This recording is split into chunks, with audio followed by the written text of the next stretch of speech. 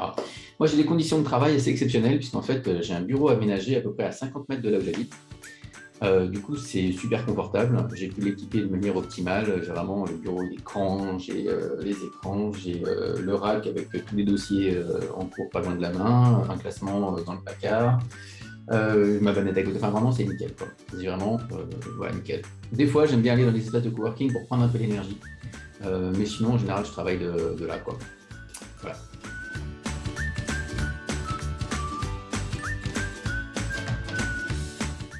Non, on en a eu un, c'est peut-être aussi parce qu'on est beaucoup en télétravail, on a commencé en télétravail.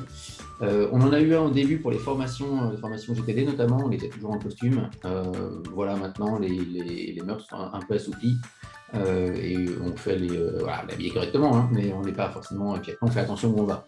C'est vrai que si on va dans une entreprise où tout le monde est en costard-cravate, on va sans doute pas y aller en jean, en basket. Mais sinon, il n'y a pas de dress code pour travailler chez nous.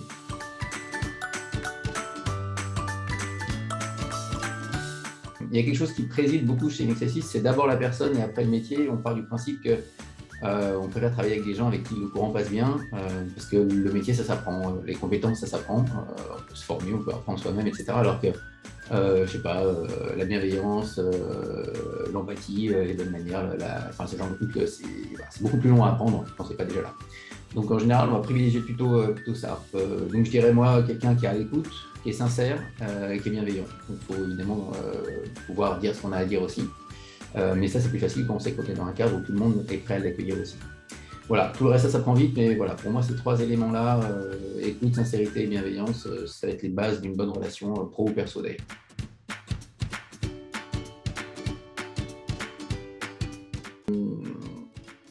Alors, évidemment, il y a la rentabilité économique, mais pas que. En fait, moi, je vois 4 axes pour qualifier ce que j'appelle une réussite d'une entreprise. Il y a un axe social, un axe sociétal, un axe environnemental, et puis il y a l'axe économique aussi. Et l'idée, c'est évidemment d'assurer sur tous ces axes-là. Donc, tout ce qui est social, en fait, ça va être l'entreprise avec ses employés.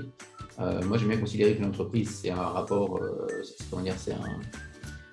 un contrat social entre la personne qui travaille pour l'entreprise et puis l'entreprise qu'elle essaye de faire, etc. Donc, que les gens soient bien traités dans de bonnes conditions, si possible au-dessus des standards.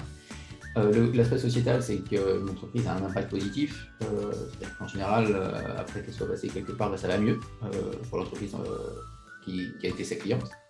Il y a l'aspect économique, évidemment, parce qu'il faut générer du cash pour pouvoir continuer à vivre, à innover, à aller chercher de nouvelles choses, à rendre service, c'est toujours mieux. Et qu'est-ce que j'ai oublié? Et puis l'écologique, évidemment. C'est-à-dire que maintenant, on ne peut plus vraiment faire l'impasse là-dessus. C'est même une condition sine qua non quelque part.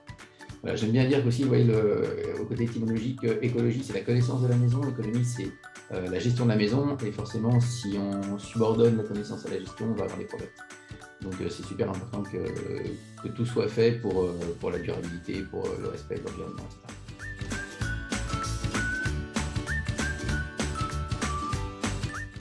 Je travaille 35 heures par semaine. Voilà. Alors après, elles sont réparties comme j'ai envie, mais en tout cas, ça fait 35. Du coup, ça me permet, le télétravail aussi faisant ça, ça permet d'aller placer un cours de guitare en milieu d'après-midi s'il faut, parce que c'est la meilleure dispo pour le prof, etc. Puis moi, je travaillerai, je déplacerai à ces heures-là en ce moment. Et donc voilà, en tenant, je tiens ces 35 heures, je fais le taf pendant ce temps-là, et puis après, j'organise mon emploi du temps vraiment comme j'ai envie, vis-à-vis des enfants aussi, et des fois, il faut aller en chercher un, ou en amener un autre, ou faire une sortie, ou des trucs comme ça permet vraiment de gérer tout ça, je trouve ça vraiment top.